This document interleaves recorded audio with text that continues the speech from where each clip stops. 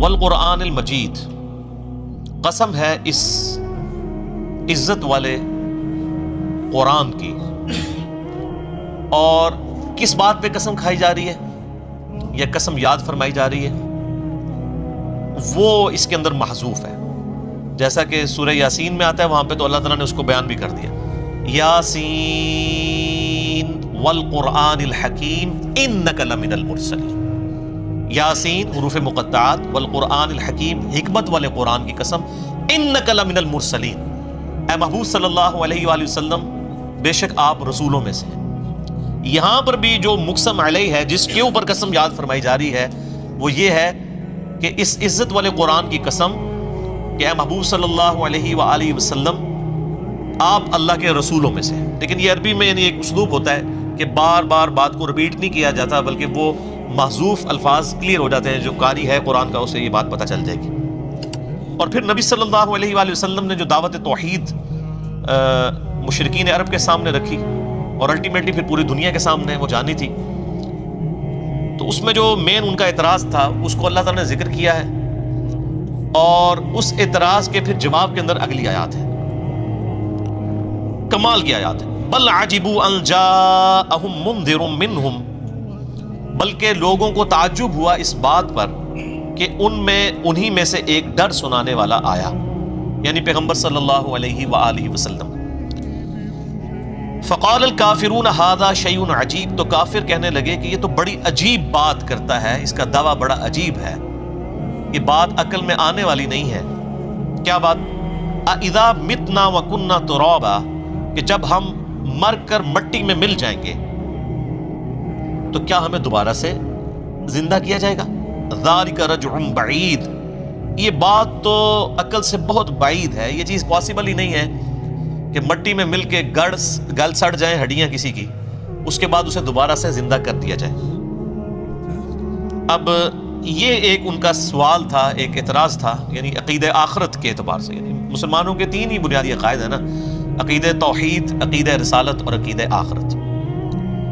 تو ظاہر ہے کہ جو ڈینائل آف گاڈ کرنے والے لوگ ہیں یا خدا کی صفات کا انکار کرنے والے لوگ ہیں، ان کو تو یہ بات سمجھ نہیں آئے گی کہ آخرت میں یہ کیسے ہوگا کہ گل سڑ کے ہڈیاں کیسے زندہ ہو جائیں۔ آپ یہ دیکھ لیں کہ یہ جو مذہب کا مقدمہ ہے یہ کتنا یونیورسل مقدمہ ہے۔ آج کے دور میں بھی وہی باتیں اسی طریقے سے ویلڈ ہیں جو آج سے 10,000 سال پہلے ویلڈ تھی۔ باقی ہمارے معاشرتی معاملات تو ضرور بدل گئے، لیکن آج بھی جو اولاد کی پیدائش کا ذریعہ ماں باپ ہی ہیں، یہ چیز تو نہیں بدلی۔ اس کی وجہ سے ماں باپ کے جو حقوق ہیں اولاد کے اوپر، اولاد کے ماں باپ کے اوپر، بہن بھائیوں کے حقوق، یہ ساری کی ساری چیزیں اپنی جگہ موجود ہیں۔ آج بھی انسان پیدا ہوتا ہے، آج سے ہزاروں سال پہلے بھی پیدا ہوتا تھا، انسان آج بھی پیدا ہو کے مر جاتا ہے، اور آج بھی پہلے بھی انسان پیدا ہو کے زندگی گزار کے مر جاتا تھا۔ یعنی مذہب کا مقدمہ کبھی بھی پرانا نہیں ہوتا۔ باقی انسان سائنسی طور پہ یا معاشرتی طور پہ کتنی بھی ترقی کر جائے، یہ جو سماجی ایشوز ہیں اور جو انسان کی زندگی کا سب سے بڑا مسئلہ ہے موت، کہ انسان مر کیوں جاتا ہے، کیا مرنے کے بعد کوئی اور زندگی ہے، یہ کانسٹنٹ ہی رہے گا۔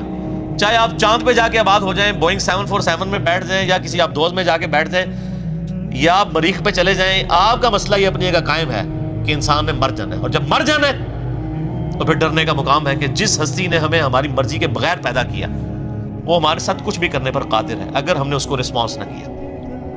تو مذہب کا مقدمہ جو ہے وہ آخرت کے اعتبار سے، انبیاء کرام علیہ السلام کا جو مقدمہ ہے وہ آخرت کی زندگی سے ریلیٹڈ ہے۔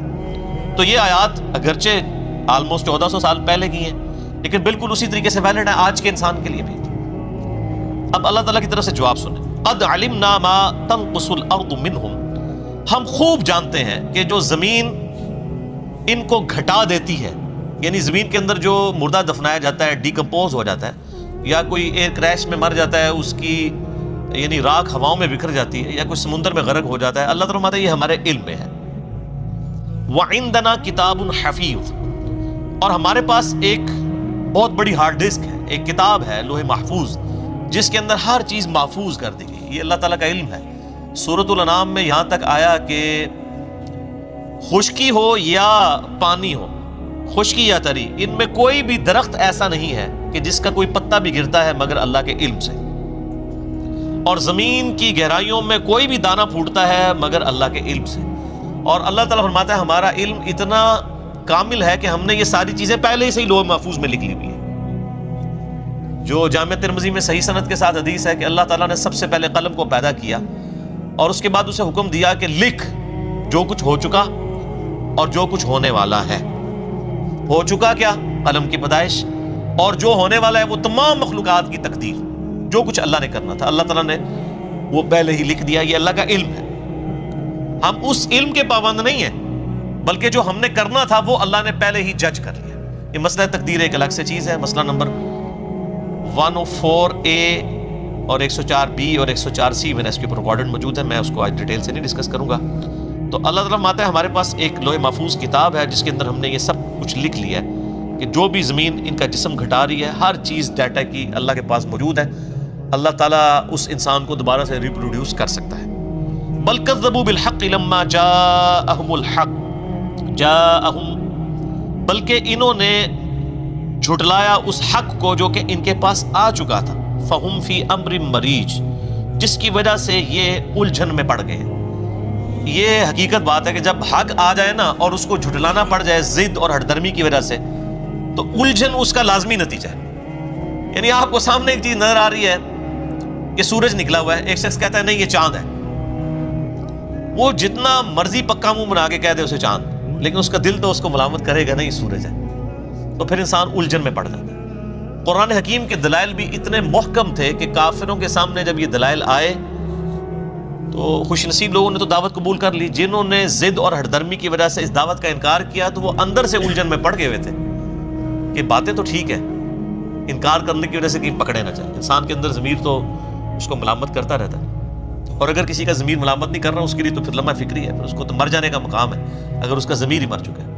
ادروائز اگر ایک شخص کو قرآن پاک سے کھول کے پہلے صفحے سے بتا دیا جائے ایاک نعبد و ایاک نستعین، اس کے بعد پھر اللہ ہی کو اسے پکارنا چاہیے مدد کے لیے، بجائے کہ اللہ کے علاوہ اور ہستیوں کو کھڑا کر لے.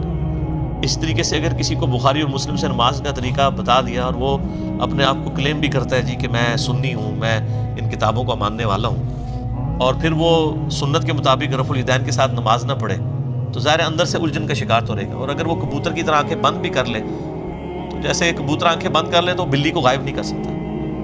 آج بھی دنیا میں اگر کوئی آنکھیں بند کر لے گا تو وہ آخرت کو اپنے سے غائب تو نہیں کر سکتا. اللہ کے حضور جو جواب دہی ہے وہ تو اپنی جگہ ہونی ہے. اللہم اجرنا من النار، اللہم اجرنا من النار، اللہم اجرنا من النار، آمین. اللہم من احییتہ منا فاحیہ علی الاسلام ومن توفیتہ منا فتوفہ علی الایمان، آمین. اسی کانٹیکسٹ میں ایک حدیث بھی ہے صحیح بخاری کے اندر کہ انسان جب گل سڑ جاتا ہے نا تو اس کی ریڑھ کی ہڈی کا ایک حصہ جو ہے نا وہ سلامت رہتا ہے، جس سے اللہ تعالیٰ دوبارہ سے اسے زندہ کر لے گا.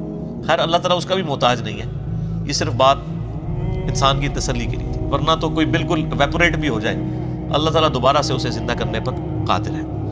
اس بات کے دلائل کے اوپر اب اگلی آیات ہے. جو آج کی سائنٹیفک فیکٹس کی جو دنیا ہے اس میں جس طریقے سے یہ چیزیں کھل کے سامنے آئی ہیں، ہمارے اسلاف کو اس کا عشر اشیر بھی نہیں پتا تھا.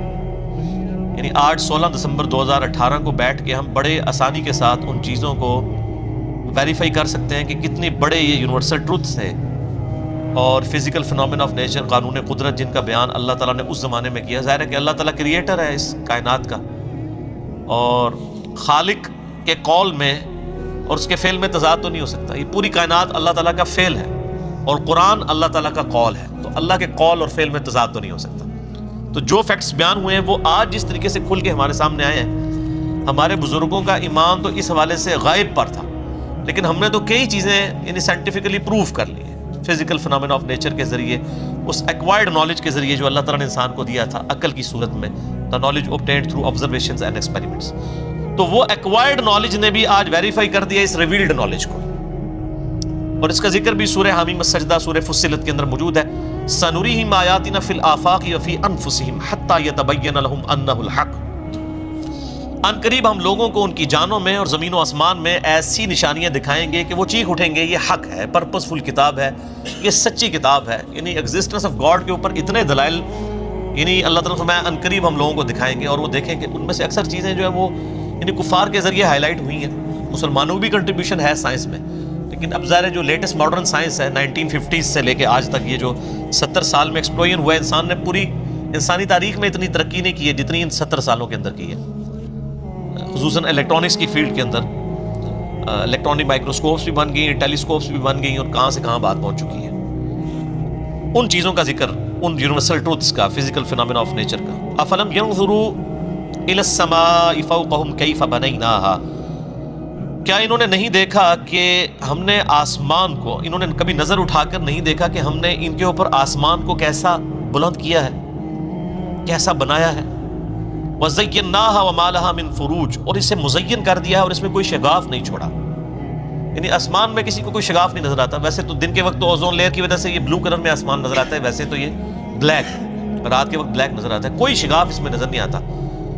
اور اللہ تعالیٰ نے آسمان دنیا کو ستاروں کے ساتھ مزین کر دیا، یعنی رات کو آسمان کی خوبصورتی، دن کے وقت تو چلے آسمان پہ لوگوں نے دیکھنا تھا، سورج نظر آ جاتا، پرندے نظر آ جاتے، رات کے وقت آسمان کو کس نے دیکھ کے انجوائے کرنا تھا؟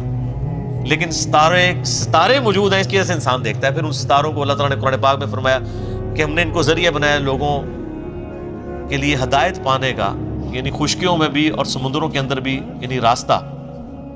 آپ نارتھ سٹار جو ہے، یعنی قطب شمالی کو آپ جو ہے وہ آئیڈینٹیفائی کر لیں قطبی ستارے کے ذریعے، تو شمال کی طرف آپ اگر منہ کر لیں گے تو آپ کے بیک سائڈ کے اوپر جنوب ہوگا، اور رائٹ کے اوپر مشرق، اور لیفٹ کے اوپر مغرب، یعنی نارتھ سٹار کی طرح منہ کریں نارتھ، اور بیک سائڈ پہ آپ کے ساؤتھ، اور رائٹ سائڈ پہ ایسٹ، اور لیفٹ کے اوپر ویسٹ۔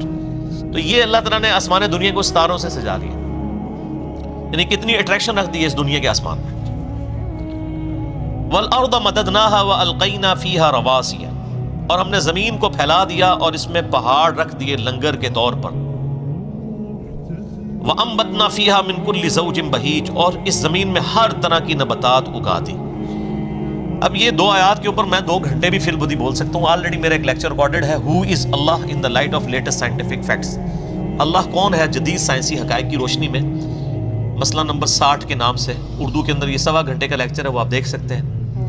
اور ایک اور لیکچر ہے مسئلہ number 83B، Who created God، اور جدید شیطانی وسوسوں کا تحقیقی جائزہ، خدا کو کس نے پیدا کیا، اور جدید سائنسی جو اور شیطانی وسوسے ہیں ان کا تحقیقی جائزہ۔ تو اس میں نے ڈیٹیل کے ساتھ اس حوالے سے ڈسکشن کی تھی کہ اس وقت میرے بھائیوں اس کائنات کے اندر صرف جو ہماری یہ گلیکسی ہے نا ملکی وے، ایک گلیکسی، اس کے اندر 300 ارب سورج دریافت ہو چکے ہیں، 300 بلین۔ 1 بلین اتنا بڑا فگر ہے کہ اگر ایک شخص 24 گھنٹے صرف گنتا رہے نا اور کوئی کام نہ کرے، 25 سے 30 سال لگ جاتے ہیں 1 ارب کی گنتی پوری کرنے کے لیے۔ آپ جا کے کیلکولیٹر پہ خود حساب کر لیں، یعنی 24 گھنٹے میں 86,400 سیکنڈ ہوتے ہیں۔ تو آپ ہر سیکنڈ میں بھی گنتی گننا شروع کریں تو تب بھی آپ 1 لاکھ تک نہیں گنتی گن سکتے، 24 گھنٹے کوئی کام بھی نہ کریں۔ اس طریقے سے آپ گنتے رہیں اور کوئی کام نہ کریں تو سر 1 ارب کو پورا کرنے کے لیے 25 سے 30 سال چاہیے۔ اور اس میں آپ ذرا دیکھیں گے جن لوگوں کے گھروں سے اربوں روپیہ نکل رہا ہوتا ہے، اس کا مطلب یہ ہے کہ وہ اگر لاکھ روپیہ روز کا خرچ کرے نا تو 25 سے 30 سال تک بھی یہ ختم نہیں ہونے کا۔ روز کا لاکھ روپیہ، مہینے کا نہیں سر، روز کا۔ اور یہاں اربوں نکل رہے ہوتے ہیں لوگوں کے پاس، اربوں کے ایسٹس ہیں۔ تو یہ ارب اتنا بڑا فگر ہے، یہ 1 ارب کی بات ہو رہی ہے، 300 ارب سورج ہیں اس کے ساتھ کے، اور یہ سب سے چھوٹا سورج ہے سر، جس کے اندر ہر سیکنڈ میں 50 کروڑ اٹامک بم کے برابر انرجی ریلیز ہو رہی ہے۔ اور آج سے نہیں سر، 15 ارب سال سے، 15 ارب سال سے اس کا فیول کون پورا کر رہا ہے؟ ایک سورج۔ اور اس طرح کے 300 ارب سورج اور ہیں ہماری اس ایک گلیکسی میں، اور یہ ایک گلیکسی ہے ملکی وے۔ اس طرح کی 250 ارب گلیکسیز اور ہیں۔ سائنٹسٹ کہتے ہیں کہ یہ اتنا بڑا فگر ہے کہ دنیا میں سمندر کے کنارے پہ جتنے ریت کے ذرے ہیں نا، ان سے زیادہ سٹارز اور پلانٹس اس کائنات کے اندر موجود ہیں۔ سر یہ اتنی بڑی کائنات، یہ جنتیوں کو ڈسٹریبیوٹ ہونی ہے نا سر۔ اور جو بخاری مسلم میں آتا ہے نا کہ ایک جنتی صرف اپنے سے اوپر 1 درجے والے جنتی کو، یعنی ایک بندے نے 1 لاکھ دفعہ سبحان اللہ پڑھی تھی، دوسرے نے 1 لاکھ اور 1 دفعہ، اتنے فرق والے کو اس طرح دیکھے گا جیسے تم ستاروں کو دیکھتے ہو۔ اتنا ہیوج ڈفرنس ہوگا. اور یہ سر گلیکسی صرف بنا نہیں دی ہیں, یہ ایکسپینڈنگ یونیورس ہے. آئنسٹائن نے اس کے اوپر بھی بات کی, سورہ ذاریات میں اگلی دفعہ آ بھی جائے گا, کہ ہم نے اس کائنات کو پیدا کیا اور ہم اسے وسعت دے رہے ہیں اور مسلسل پھیل رہی ہے. یہ اللہ تعالیٰ نے ایک کمال, یعنی اس کی حکمت ہے. یعنی یہ تو میں صرف آپ کو اس کی ایکسپینشن کی بات کر رہا ہوں. اب اگر آپ دوسری طرف آنا شروع کر دیں تو وہاں بھی آپ ایک سوئی کی جو نوک ہے نا, اس کے اوپر اربوں ایٹمز آ جاتے ہیں ایک سوئی کی نوک کے اوپر. اب وہ ایٹم کے اندر آپ جانا شروع کرتے ہیں تو وہ تو ختم نہ ہونے والی بات ہے. اتنی بڑی کائنات بنائی اور پھر اس میں ایک میریکل پلانٹ رکھ دیا, زمین جہاں پہ زندگی ہے. This earth is a miracle planet in this universe. اور وہ جو اللہ تعالیٰ نے فرمایا نا کہ وَالْأَرْضَ مَدَدْنَاهَا, ہم نے زمین کو پھیلا دیا, وَأَلْقَيْنَا فِيهَا رَوَاسِيَ, اس میں بڑے بڑے پہاڑ رکھ دیے. یعنی یہ ڈولنا نہ شروع کرتے, اس کی بیلنسنگ کی ہے, ڈائنامک بیلنسنگ. جیسے ویل گھومتا ہے نا, اس میں آپ میس ایڈ کر کے ڈائنامک بیلنسنگ کرتے ہیں. زمین کی ڈائنامک بیلنسنگ, کیونکہ زمین 4 موشنز تو لے رہی ہے, بڑی بڑی اس کی 4 موشنز ہیں. ایک تو وہ ہر وقت اپنے محور کے گرد گھوم رہی ہے, ہر سیکنڈ میں ½ کلومیٹر, ایک سیکنڈ کے اندر ½ کلومیٹر, جس کی وجہ سے 24 گھنٹے کے اندر ہمارا دن رات مکمل ہوتا ہے. پھر اس کی ایک اور موشن ہے جو سورج کے گرد ہے, وہ ہر سیکنڈ میں 30 کلومیٹر ہے. سر سیکنڈ میں 30 کلومیٹر, سیکنڈ ہے تسی سمجھو لاہور پہنچ چکے ہو ایک سیکنڈ میں. اور یہ اسی موشن کی وجہ سے 365 دنوں میں یہ سورج کے گرد اپنا چکر مکمل کرتی ہے, تو ہمارا ایک سال 365 دن کا ہے. 30 کلومیٹر فی سیکنڈ کی رفتار. ہمیں تو کوئی محسوس نہیں ہو رہا, کیونکہ اللہ نے زمین کو بچھونا بنا دیا نا. اس کا یہ مطلب نہیں کہ زمین چکور ہے, مراد یہ اسے رہنے کے قابل بنایا ہے, کیونکہ ہر سیکنڈ میں 2 زلزلے آتے ہیں زمین کے اوپر, لیکن ان کا ایمپلیٹیوڈ کم ہوتا ہے. وہ بڑھ جائے تو انسانیت تباہ ہو جائے. اللہ تعالیٰ نے اسے کنٹرول رکھا. یہ تو 2 بڑی بڑی موشنز ہیں. اس کے علاوہ بھی اس کی ایک سائنوسائڈل ویو کے اندر بھی اس کی ایک موشن ہے. وہ اب آپ لوگوں کو چیزیں سمجھ نہیں آئیں گی, آپ جا کے یوٹیوب کے اوپر دیکھ لیں تو آپ کو فزیکلی وہ ساری موومنٹس بھی سمجھا دیں گے. یہ ان موشنز کے ساتھ پھر اس کی چوتھی موشن پورے نظام شمسی کے ساتھ سورج جو ہے وہ پچھلے 15 ارب سال سے ایک سٹار ویگا ہے اس کی طرف ٹریول کر رہا ہے. اور سر وہ رفتار تو آپ امیجن بھی نہیں کر سکتے, 200 کلومیٹر فی سیکنڈ. یعنی 5 دفعہ گنتی گننے میں وہ یہاں سے کراچی تک کا فاصلہ طے ہو چکا ہے. اور یہ پورے کا پورا نظام شمسی جو ہے وہ ٹریول کر رہا ہے. اور اس طرح کے 300 ارب نظام شمسی ہیں اس گلیکسی میں, اور یہ ایک گلیکسی ہے. اور اس طرح کی پھر 250 ارب گلیکسیز. تو اسی جناب 5 مرلے دے مکان نوں روندے رہو بہ کے. اللہ دی کائنات کتنی وڈی ہے. اب آپ کو وہ بخاری مسلم کی حدیث سمجھ آئے گی کہ جو سب سے آخر میں دوزخ سے نکال کے انسان جنت میں لے کے جایا جائے گا نا, جس کے بعد کوئی جنت میں نہیں جائے گا, لاکھوں سال عذاب بھگت کے, اس کو اللہ تعالیٰ مائے گا تجھے اس زمین سے 10 گنا بڑی جنت دے رہا ہوں, 10 زمینوں کے برابر. تو اللہ کے لیے کوئی مسئلہ ہے؟ تو 10 مرلے کے پلاٹ دی گل کر دو. یعنی یہ زمین جس کا سرکمفرنس 40,000 کلومیٹر ہے, اس سے 10 گنا بڑی جنت. 10 زمینیں ملنی ہیں اس بندے کو جس نے سب سے آخر میں جانا ہے. سر تسی تے جو کچھ بھی ہے محبوب کی امت سے ہیں, تہاڈی نہیں گل ہو رہی, ٹھیک ہے نا. تسی تے کہندے ہو پہلے پھیرے ہی پہنچ جانا ہے. انشاءاللہ تعالیٰ بغیر حساب و کتاب کے اللہ تعالیٰ بخش دے. اللہ سے اچھی امید رکھنی چاہیے. بخاری مسلم حدیث ہے میں اپنے بندے کے گمان کے قریب ہوں, لیکن اعمال بھی ویسے ہوں. ظاہر ہے قرآن میں جو دھمکیاں آئی ہیں نافرمانوں کے لیے, وہ تو اللہ نے جھوٹی نہیں کرنی نا. تو یہ تابع فرمان لوگوں کے لیے بلا حساب و کتاب.